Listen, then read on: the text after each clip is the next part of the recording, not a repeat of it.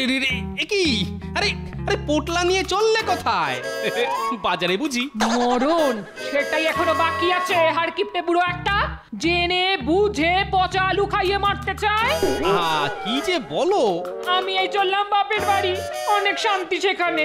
জীবনে তোমার কাছে আর আসবো না। আর যাওয়ার আগে সে কি, চলে যাচ্ছ? তুমি শুধু শুধু রাগ করছো। তা যাওয়ার আগে কি একটা বলছিলে না? আর যাওয়ার আগে রানীমার কাছে তোমার নামে নালিশ করে যাব। এই রে, আবার এর মধ্যে রানীমা এলো কোত্থেকে? সবাই এসে গেছো, শুধু গোপালকেই দেখতে পাচ্ছি না। আজ সকালে গোপালকে বাজারে দেখলাম, ভালো সুন্দর নতুন আলু এসেছে, দামও যা দেখলাম সস্তায়। তা গোপাল কত আলু কিনলো শুনি? কি যে বলেন মহারাজ, গোপাল পয়সা খরচ করে ভালো আলু কিনবে, তাহলেই হয়েছে আর কি। গোপাল তাহলে দিনকে দিন আরো কিপটে হয়ে যাচ্ছে।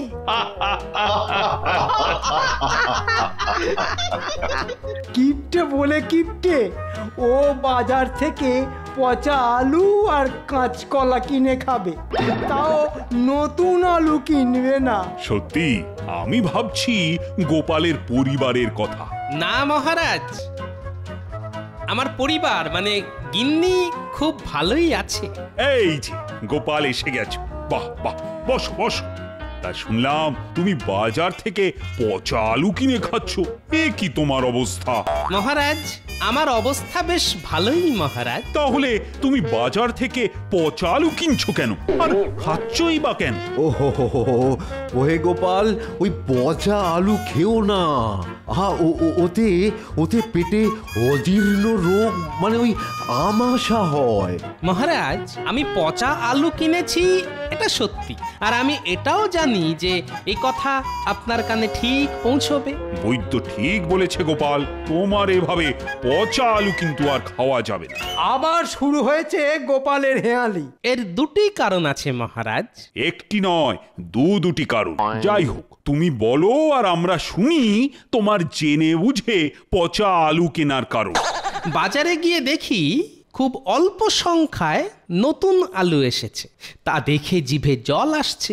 মার্জনা করবেন মহারাজ, কিন্তু আমাকে গোপালের কথার মাঝে থামাতেই হলো। কেন সভাকবি, তোমার আবার কি হলো?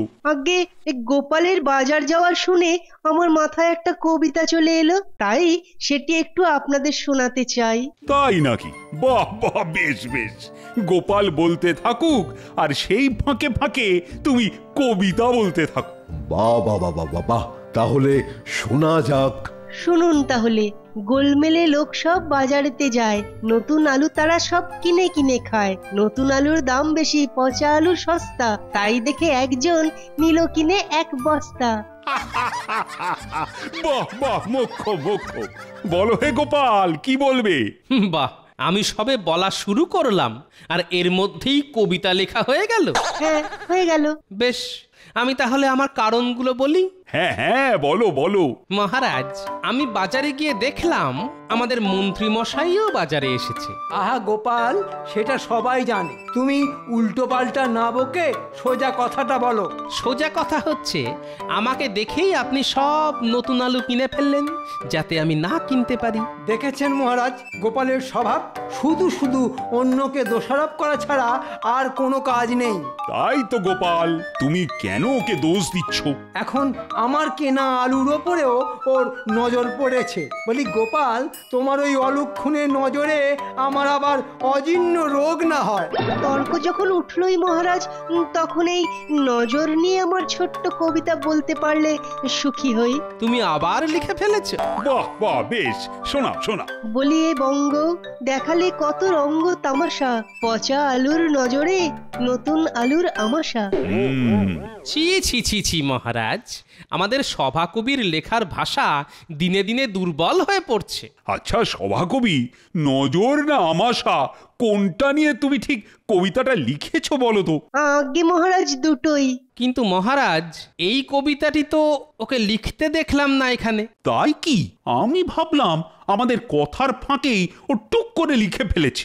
মহারাজ, মানে আমি এই কবিতা বাড়ি থেকেই লিখে এনেছি। তার মানে আপনি জানতেন যে এরকম কবিতা শোনাতে হতে পারে। আমাকে যে মন্ত্রী মশাই বললেন লিখে আনতে। দেখুন মহারাজ, আপনার মন্ত্রী ইচ্ছা করে বাজার থেকে সব নতুন আলু কিনে নিয়েছে, যাতে আমি পচা আলু কিনি আর আমার পেট খারাপ হয়। বটে। শয়তানটার গাঁটে গাঁটে শয়তানি বুদ্ধি।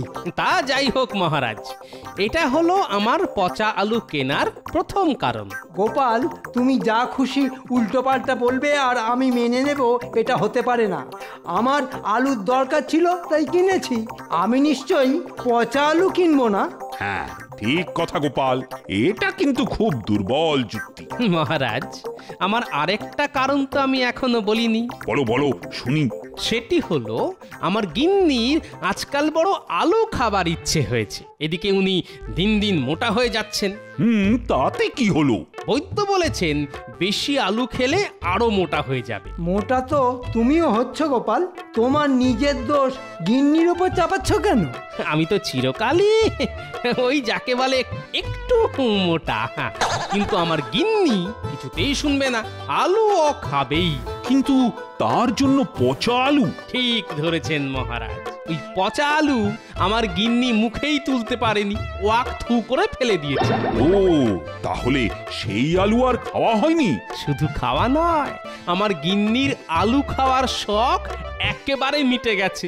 মন্ত্রী, এবার তুমি বলো তো, আমাদের বাজারে আলু কোথা থেকে আসে? মহারাজ, আলু তো আসে মদনপুরের জমিদারের খাস তালুক থেকে, ওখানে আলুর চাষ হয়।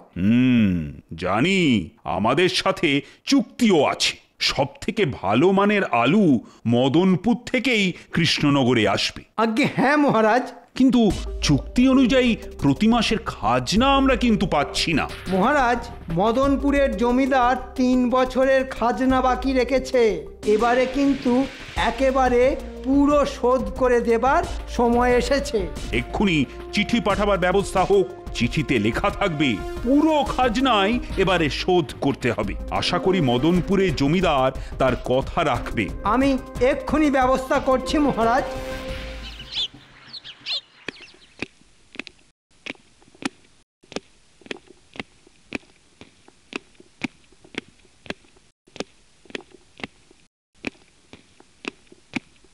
আমাকে ডেকেছেন মহারাজ? হ্যাঁ, ডেকেছি। ভাবলাম তোমার গিন্নি নেই, একা বাড়িতে কি করবে। ভালোই করেছেন মহারাজ, একা একা বাড়িতে একেবারেই সময় কাটে না, তাই ভাবছিলাম ওই মন্দিরে গিয়ে সাধন ভজন করে বাকি জীবনটা কাটিয়ে দিলে কিরকম হয়। খুব ভালো ভেবেছো গোপাল। আমিও মাঝে মধ্যে ভাবি, আমার গিন্নি মানে তোমাদের রানীমা যখন যুদ্ধ ঘোষণা করে তখন মন্দিরে গিয়ে বসে থাকি। সে কি মহারাজ, এ তো ভালো লক্ষণ নয়। আমরা সামান্য ছাপোষা মানুষ, আমাদের মাঝে মাঝে বিভাগী হতে ইচ্ছে করে, কিন্তু আপনি তো রাজা, মহারাজা। তা ঠিক। কিন্তু মহারাজ, আপনার এ ধরনের চিন্তা যদি শত্রুপক্ষের কানে যায়, তাহলে তারা আপনাকে দুর্বল ভেবে আক্রমণ করতে পারে, তাহলে তো রাজ্য রসাতলে যাবে মহারাজ। তা নয়, আরে অতটা ভাবার কোনো কারণ নেই গোপাল। তাছাড়া আমার মনের কথা তো মনেই থাকবে, কেউ তো আর জানতে যাচ্ছে না। আপনি মুখ ফসকে মন্ত্রীকে বলে ফেললেই হলো, বেটা সব সময় তককে তককে থাকে। না না গোপাল, এটা তোমার চিন্তার ভুল। আসলে তোমাদের দুজনের সম্পর্ক হলো সাপ আর নেউলের মতো। যাই বলুন মহারাজ, ওই বিভাগী হবার চিন্তা ভুলেও করবেন না। তবে গোপাল, তোমাকে বলি যে কে আর আমাদের রাজ্য আক্রমণ করবে? সবার সাথেই তো আমার মধুর সম্পর্ক। যুদ্ধ তো একটা চাই মহারাজ, না হলে তো আমার উবরি কামাই হয় না। কিছু একটা করে এই যুদ্ধ থামানো যায় না, নইলে নইলে যে মদনপুরের সাথে আমার মামার বাড়িও কামানের তোপে উড়ে যাবে। বুঝেছি।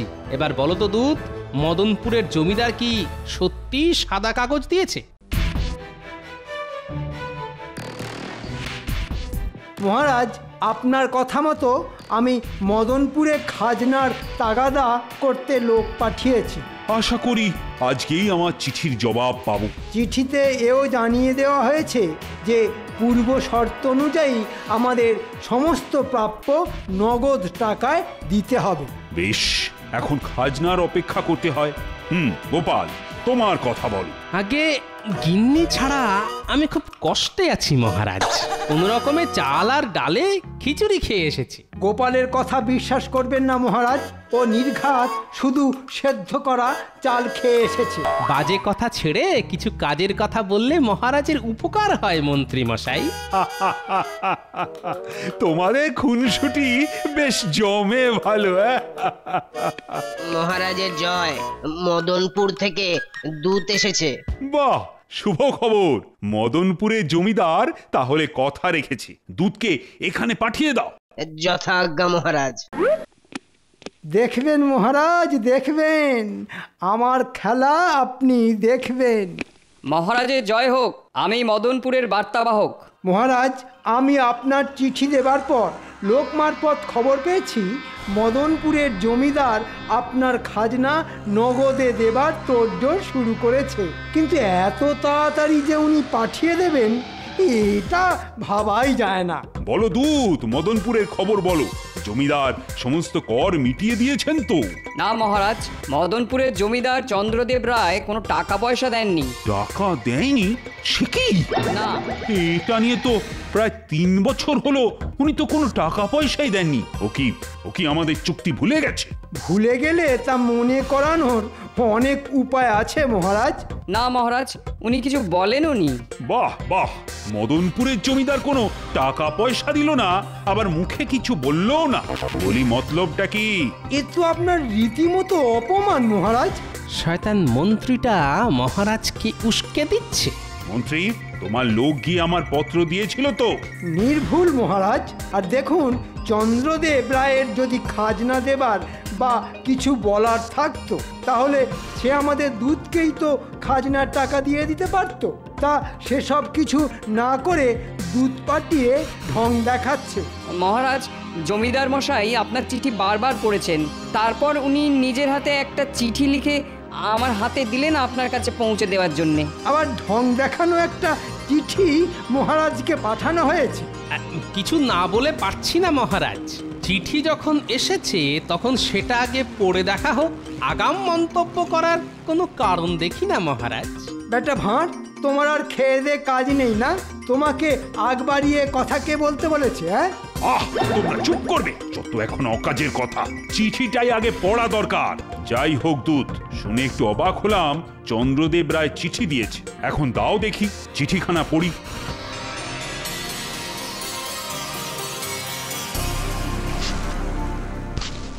এত বড় স্পর্ধা, আমার সাথে বেয়াদবি! কি হলো মহারাজ? কিছু কি ঘটলো মহারাজ? কোনো বিপদ? আমি এর প্রতিশোধ নেব। তবে কি মহারাজ কোনো আপদ? বলে ফেলুন মহারাজ। না বললেই ওই জ্যোতিষী মশাই হয়তো এক্ষুনি বলবেন ওই সব গ্রহ নক্ষত্রের বিচার সব বন্ধ হয়ে যাবে। মহারাজ, মহারাজ অমন রেগে থাকবেন না মহারাজ, তাহলে শরীরে রক্তচাপ বৃদ্ধি হবে। সবাই শোনো, মদনপুরে জমিদার একটা সাদা কাগজ খামের ভেতর পুরে দিয়েছে। হ্যাঁ, সে কি? সাদা কাগজ? হ্যাঁ, একটা সাদা কাগজ, তাতে কিছুই লেখা নেই। এটা বেয়াদবি ছাড়া আর কি? সে কি মহারাজ, আপনার সাথে বেয়াদবি করার এত সাহস মদনপুরের জমিদার পেল কি করে? এ তো খুব খারাপ কথা। সেনাপতি, বলুন মহারাজ। তোমাকে প্রস্তুত হতে হবে। মহারাজ, আমি এক্ষুনি প্রস্তুত হচ্ছি, কিন্তু কিন্তু কিসের প্রস্তুতি মহারাজ? তোমাকে কিসের জন্য প্রস্তুত হতে হয় সেটাও কি ভুলে গেছো? না মানে অনেকদিন কোনো প্রস্তুতি নেওয়া হয়নি তো, তাই বলছিলাম আর কি। তোমার গায়ের সাথে সাথে মাথাতেও মেদ লেগেছে। আরে যুদ্ধ শুরুর প্রস্তুতি, বুঝলে? আজ্ঞে মহারাজ, কিন্তু কিন্তু যুদ্ধটা কোথায় হবে মহারাজ? যুদ্ধ হবে মানে যুদ্ধ হবে, কোথায় হবে সেটা জেনে তুমি কি করবে? শোনো, মদনপুরকে 7 দিনের মধ্যেই কামানে তোপ দিয়ে উড়িয়ে দিতে হবে। আগে মহারাজ, কামানের তোপ? চন্দ্রদেব রায়ের এই স্পর্ধা আমি কিছুতেই সহ্য করব না। ঠিক আছে মহারাজ, আপনি কিচ্ছু চিন্তা করবেন না, আমি সবটা দেখে নিচ্ছি। আপনি অনুমতি দিন, আমি সেনাপতির সাথে গিয়ে যুদ্ধের সমস্ত প্রস্তুতি দেখে নিচ্ছি। ঠিক আছে মন্ত্রী, তুমি যাও সেনাপতির সাথে, প্রস্তুতি দেখে খবর জানাবে আমার। যথা আজ্ঞা মহারাজ। যুদ্ধের জন্য মন্ত্রীর আগ্রহটা একটু বেশিই লাগছে। মনে হচ্ছে ব্যাটার কোনো মতলব আছে। যুদ্ধের ডামাডোলে নিজের আখের গোছানোটাই ওর মতলব নয় তো? কিছু একটা করে এই যুদ্ধ থামানো যায় না, নইলে নইলে যে মদনপুরের সাথে আমার মামার বাড়িও কামানের তোপে উড়ে যাবে। বুঝেছি, এবার বলো তো দূত, মদনপুরের জমিদার কি সত্যি সাদা কাগজ দিয়েছে?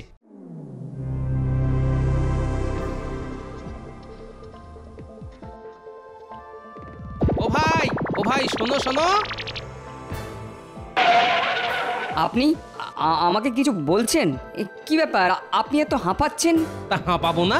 কতটা পথ দৌড়ে এলাম তোমাকে ধরে তোমার সাথে 2-4টি কথা বলবো বলে। আর বলার কি আছে? আমার কপাল তো আমি বুঝতেই পাচ্ছি। এই খবর আমাদের জমিদার মশাইকে দিলে তিনি কি আর আমাকে আস্ত রাখবেন ভেবেছেন? আরে ভায়া, অত চিন্তার কিছু নেই, তুমি শুধু আমাকে বলো। কি বলবো? আপনার মতলব কি বলুন তো? আপনি কে? কি ব্যাপার বিজ্ঞানী, আমার সাথে তুমিও দৌড় লাগিয়েছিলে নাকি? আপনাকে চেনা চেনা ঠেকছে। ইনি হলেন আমাদের বিজ্ঞানী। আমি আপনাকে মদনপুরে দেখেছি। আরে সে কথাই তো বলতে আসা। মদনপুরে আমার মামার বাড়ি, আমি সেখানে প্রায়ই যাই। গোপাল, কিছু একটা করে এই যুদ্ধ থামানো যায় না, নইলে নইলে যে মদনপুরের সাথে আমার মামার বাড়িও কামানের তোপে উড়ে যাবে। বুঝেছি, এবার বলো তো দূত, মদনপুরের জমিদার কি সত্যি সাদা কাগজ দিয়েছে? আমি তো কিছু বুঝতে পারছি না, উনি তো আমার সামনে চিঠি লিখলেন। বেশ, এবার তুমি বলো, এখানে আসার আগে তোমার সাথে পথে কারুর দেখা হয়েছিল যাকে তুমি চিঠিখানা দেখিয়েছিলে? পথে সাধারণ কোনো মানুষকে এই চিঠি দেখানো বারণ, কারণ এটা মহারাজের জন্য লেখা। তবে এখানে রাজপ্রাসাদে ঢোকার আগে আমার মন্ত্রীমশাইয়ের সঙ্গে দেখা হয়েছিল। মন্ত্রী? তা সে কি তোমার চিঠিখানা দেখতে চেয়েছিল? আগে উনি তো রাজার খোদ মন্ত্রী, উনি দেখতে চাইলে তো না করা যায় না, তাই না? উনিও এটা বললেন যে সমস্ত কিছু আগে উনি দেখেন, তারপর যদি উনি মনে করেন তবেই সেই সব রাজার কাছে যায়। বুঝতে বাকি নেই আর। বুঝেছ বিজ্ঞানী, এ হলো মন্ত্রীর কারসাজি। আমার তখন থেকেই কেমন সন্দেহ হচ্ছিল যে যুদ্ধের জন্য মন্ত্রীর উৎসাহটা যেন একটু বেশি। কিন্তু আমাদের কাছে তো কোনো প্রমাণ নেই যে আসল চিঠি সরিয়ে দিয়ে মন্ত্রী সাদা কাগজ ঢুকিয়ে দিয়েছে। আর এতে তো আর মহারাজের রাগ পড়বে না। আমি একটা উপায় ভেবেছি। শোনো দূত, তুমি এখন মদনপুরে যেও না। তবে আমি কোথায় যাব? তুমি যাও আমার শ্বশুর বাড়িতে, সেখানে আমার গিন্নি আছেন। তুমি গিয়ে তাকে বলো আমি তাকে নতুন আলু খাওয়াবো, সে যেন ফিরে আসে। সর্বনাশ, এই বুড়ো দেখছি ভীমরতি ধরেছে। না না না না, ওসব আমি পারবো না, আমাকে ফিরতে হবে। কি বললে? ভীমরতি? শোনো, এটাই এখন তোমার অগতির গতি।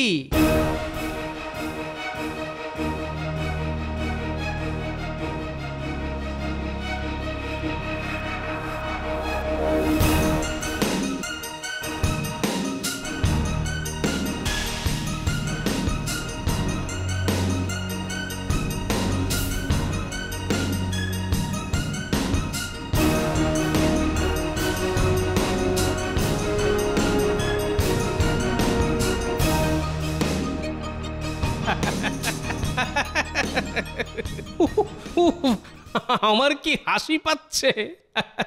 গোপাল, তোমার এই হাসির কারণ জানতে পারি? আজ বাদে কাল যুদ্ধ, একটা গুরুগম্ভীর আলোচনা হবে, সেখানে তুমি হাসছো। মহারাজ, দুটো কারণে আমার হাসি পাচ্ছে। আবার সেই দুটো কারণ শুনি তবে। গোপালের গিন্নি বাপের বাড়ি গেছে, সেই আনন্দে গোপাল মশগুলে। আমি কারণ জানতে চাই গোপাল। মহারাজ, ওই খামের মধ্যে ওই যে আপনাকে সাদা কাগজ দেওয়া হয়েছে, ওটা মদনপুরের জমিদারের কোনো চালাকি নয়, ওটা একটা সাংকেতিক চিঠি। সাংকেতিক চিঠি? সে কি কি বলছো কি গোপাল? ওই চিঠিটার একটা বিশেষ অর্থ আছে। তা কি সেই বিশেষ অর্থ শুনি? মহারাজ, সাদা কাগজের অর্থ হলো মদনপুরে অজন্মা অনাবৃষ্টি এসবের ফলে মদনপুর এখনোই সাদা কাগজের মতোই ধু ধু করছে। এখন আমরা তা বুঝতে না পেরে যদি মদনপুর আক্রমণ করি তাহলে তো আমরাই বোকা বনে যাব, তাই নয় কি মহারাজ? তুমি ঠিকই বলেছ গোপাল, আমরা সত্যি বোকা বনে যেতাম। মহারাজ, আমি বলেছি মাত্র, কিন্তু আমাদের মন্ত্রী এত বুদ্ধিমান যে চিঠির আসল কাগজ সরিয়ে সাদা কাগজ দিয়ে সেটাই বোঝাতে চেয়েছে। খবরদার গোপাল, ভালো হবে না বলছি, সমানে মিথ্যে কথা। হ্যাঁ, সত্যিই তো, যুদ্ধ হলে মন্ত্রীর কত লাভ হতো। মদনপুরের সমস্ত আলু মন্ত্রীর গুদাম ঘরে থাকতো। তাও মহারাজ দেখুন, মন্ত্রী চাইছে না এই যুদ্ধ হোক, তাই তো সাদা কাগজ ভরে দিয়েছে। হতভাগা, যা খুশি তাই বলবি। আমি চাই এ যুদ্ধ হোক। না মানে মহারাজ, আমি এটা বলতে চাইনি। মন্ত্রী, যাও আসল চিঠিটা নিয়ে এসো। আজ্ঞে মহারাজ। আর শোনো, তোমার এই কারসাজির ছোট্ট একটা শাস্তি হবে। তুমি এক বস্তা নতুন আলু গোপালের বাড়ি পৌঁছে দেবে। আজ্ঞে মহারাজ। আমার বাড়ি নয়, আমার শ্বশুর বাড়ি। গিন্নি ওখানেই আছেন কি না? আমাকেও তো আবার গৃহযুদ্ধ থামাতে হবে। গোপাল, জবাব নেই তোমার।